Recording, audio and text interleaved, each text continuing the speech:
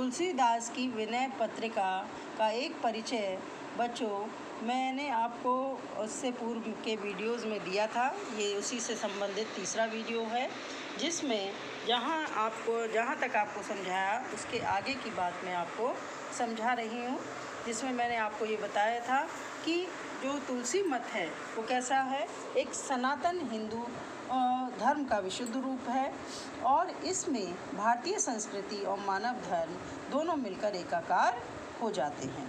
तो तुलसी मत मानव के सीमित क्षेत्र से भी अधिक व्यापक बनकर ही जीव मात्र को अपनी परिधि में यानी अपने अंतर में समेट लेता है। वे कहते हैं, जड़ चेतन जग जीवगत सकल राममय जान, बंदो सबके पद कमल सदा जोरी जुग पानी। तुलसीदास इसकी आज्ञा नहीं देते कि लोग अज्ञात सुखों की आशा में लोग कर्तव्यों को भूल जाएं। लोग कर्तव्य को उन्होंने क्या माना है कि अपने जो सुख जिनका हमको कल्पना करते रहते हैं उन्हीं में डूबे रहते हैं और अपने जो लोग धर्म है, जो इंसान का धर्म है, जो मानव का धर्म है, वह कर्तव्य उसको वो भूल जाते हैं। ऐसा हमें नहीं करना चाहिए। उनका मत सदाचार पर निर्भर है, जिसमें साधु मत और लोक मत का समन्वय हो जाता है। लोक की सेवा ही प्रभु की सच्ची सेवा है और यह भावना शील के बिना संभव नहीं। अगर हमारे अंदर शील नहीं है तब तक हम जो है लोक सेवा नहीं कर सकते और लोक सेवा नहीं करते तो वह प्रभु की सेवा से भी हम दूर हो जाते, प्रभु उसे कभी स्वीकार नहीं करते।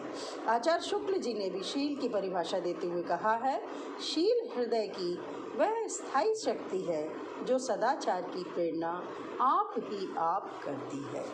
तो इस प्रकार आप देखते हैं कि शील के बिना जो हमारी मुक्ति है, हमारा जो धर्म है, उसकी पूर्णता संभव नहीं। धर्म मतलब यहाँ धर्म कोई ब्राह्मण शूद्र क्षत्रिय वैश्य नहीं। धर्म इंसानियत, मानवता का, मानव के कल्याण का, लोक मंगल के कल्याण की भावना से जुड़ा हुआ है। तुलसी विनय पत्रिका में उक्ति वैचित्र बात भाषा की आती है तो हमें उसमें उक्ति वैचित्र और अर्थ गौरव के अनेक दर्शनीय पद हमको मिलते हैं।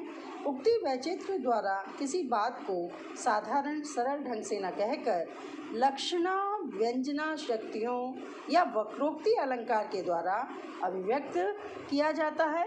अर्थात किसी कथन को सरल तरीके से न कहकर घुमा फिरा कर कहना उसकी अर्थ गांभीर्यता और मार्मिकता को बढ़ा देना ही उक्ति वैचित्र कहलाता है। ये बात आपको समझ में आई कि उसके लिए क्या आवश्यक है कि यदि हम बात को या कथन को सीधे सीधे उस बात को न कहकर थोड़ा उसको उसके अंदर कुछ विशेषताओं के साथ उसको कहते हैं, उसके समझाते हैं तो उसकी क्या बढ़ जाती है, गंभीरता और मार्मिकता बढ़ती है। तो यही उक्ति वैचित्र कहलाता है। जैसे उदाहरण से आप समझ लीजिए, तुलसीदास जी कहते हैं, हों सनाथ हैं हों सही तुमहु अनाथपति।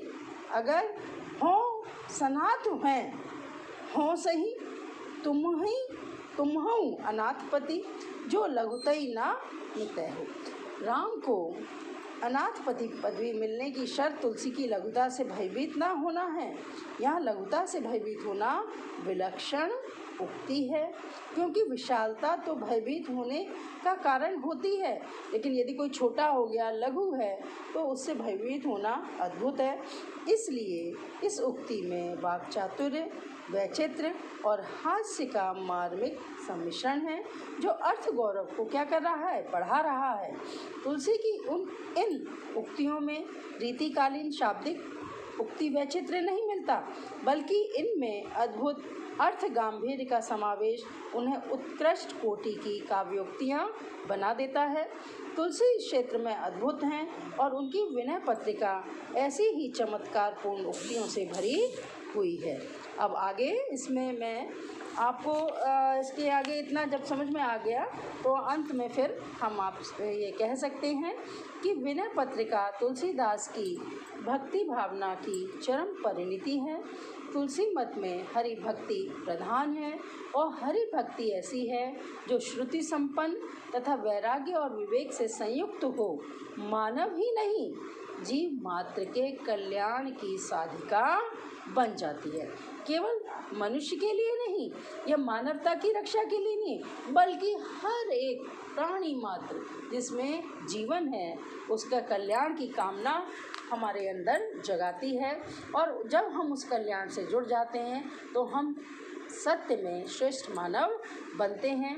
तो तुलसी की विनय पत्रिका में हमको इसी प्रकार के दृश्य, इसी प्रकार के पद हमें देखने को मिलते हैं।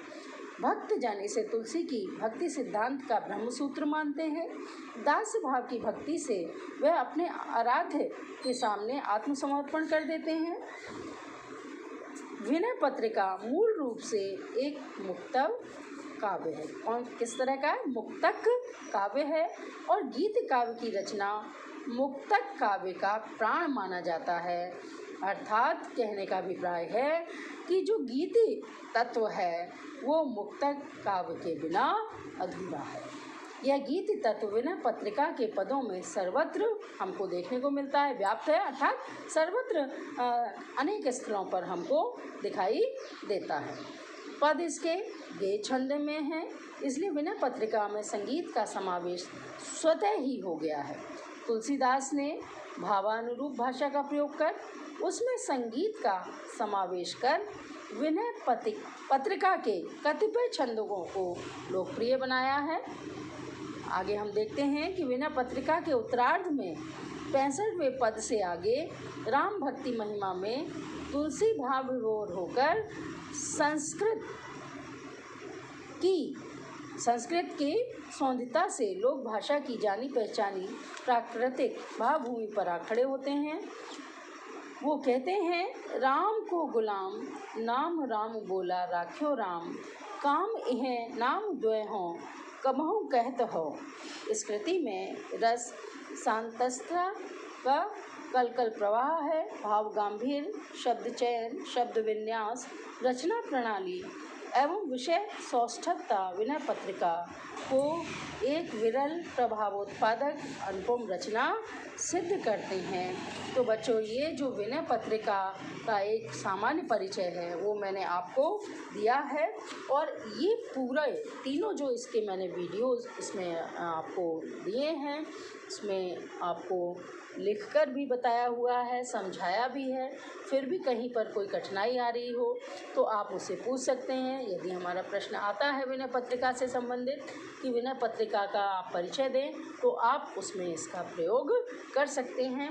इसे ध्यान से पढ़िएगा, समझिएगा और जो भी प्रश्न आपके मन में आए वह आप मुझसे बात कर सकते हैं।